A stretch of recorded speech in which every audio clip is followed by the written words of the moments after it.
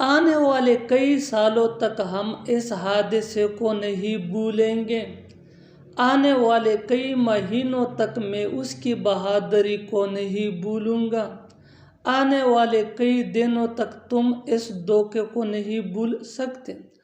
आने वाले कई महीनों तक मैं वहाँ नहीं जाऊँगा। इन जुमलों में हम बोल रहे हैं आने वाले कई सालों या महीनों या दिनों तक।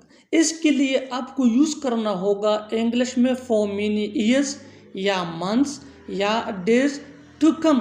आइए कंप्लीट स्ट्रक्चर समझते हैं। After learning this advance English sentence structure you will be able to speak such a sentences in your day-to-day conversation. So how I look complete structure, it is very easy and simple structure that can take you from basic to advanced level.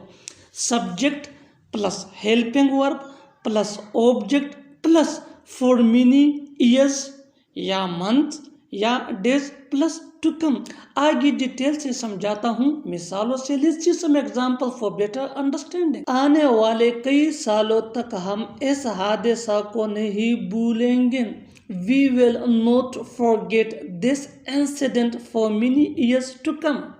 We will not forget this incident for many years to come. आने वाले कई महीनों तक मैं उसकी बहादुरी को नहीं भूलूंगा।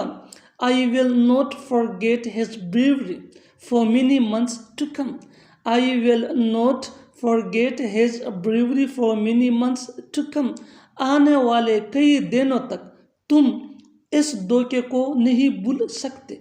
You cannot forget this deception for many days to come. You cannot forget this deception for many days to come. आने वाले कई महीनों तक मैं वहाँ नहीं जाऊँगा। I will not go there for many months to come. I will not go there for many months to come. और आखिर में ये सेंटेंस आपके लिए कमेंट सेशन में इसका जवाब ज़रूर देना। Learn and practice this advanced English sentence structure so that we can gain influence. Keep this point in your mind that advanced English sentence structures are very important for spoken English that can take you from basic to advanced level. आने वाले कई दिनों तक मैं इस जश्न को नहीं भूल सकता। आने वाले कई दिनों तक मैं इस जश्न को नहीं भूल सकता। Subscribe English page for more advance English sentence structure. Thanks मनना।